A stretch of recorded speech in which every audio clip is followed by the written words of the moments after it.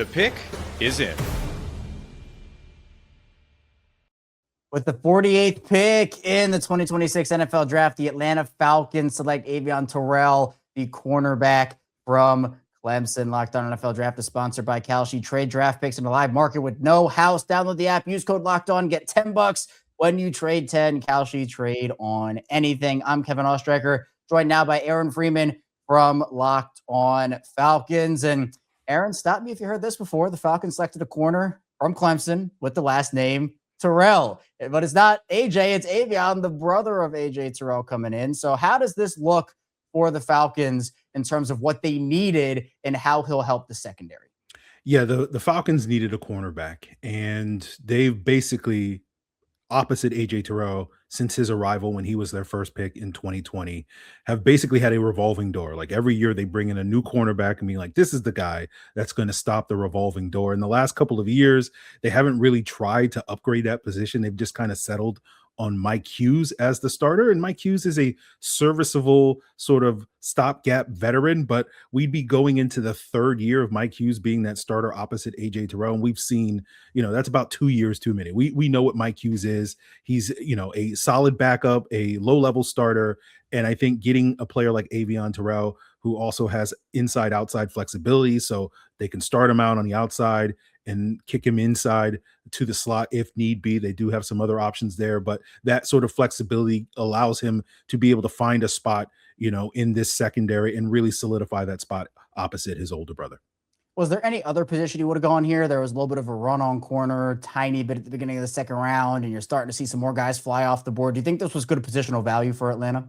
I think this was great positional value for the Falcons. I wondered if this new regime under the general manager, Ian Cunningham, in this first draft would prioritize premium positions like corner, like edge rusher, wide receiver, where the previous regime typically did not care about positional value.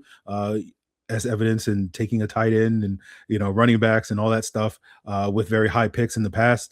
But the Falcons had a plethora of needs. They could have taken pretty much any of the premium positions, with probably the exception of a quarterback, just because they kind of need to see what they have in Michael Penix, as well as some non-premium positions like defensive tackle, linebacker. The Falcons are not in the mindset as they have been the last couple of years, where they have believed that they're one piece away and have really pushed all their chips into and put all their resources into one position group to solve their problems. Last year, that was edge rusher. The previous year, it was quarterback, all that sort of thing. They were taking much more of a, I guess you could say, holistic approach and being like, okay, let's raise the floor of this team. They have a number of needs. They can go in a lot of directions. So I think they had plenty of options here at that pick 48, but I think certainly going with Terrell, arguably the best player available outside of Jamad McCoy, given his injury concerns, available for that pick, I think was a smart choice for the Falcons. And now with Atlanta on the board at corner, is there one in particular, another need you're eyeing that is the king of all the other Atlanta Falcons needs as he enters these next couple picks? Well, the new GM, Ian Cunningham, said that he believes in building in the trenches. The new head coach, and Kevin Stefanski, who, Kevin, I'm sure you're familiar with, believes in a physical football team. So I'm curious to see if the Falcons build off of that with their third round pick at pick 79 and go with a trench player, whether that's a D tackle, whether that's an edge rusher, whether that's an offensive tackle, given the recent retirement of Caleb McGarry and the aging Jake Matthews needing to get a little bit younger at that position, or do they go for another sort of skill position like a wide receiver? I think most people all offseason have been penciling in wide receiver for that third round pick, and the Falcons would go in a different direction in round 2. So I wonder if they'll proceed down that plan and take a wide receiver in the third round or go to the trenches.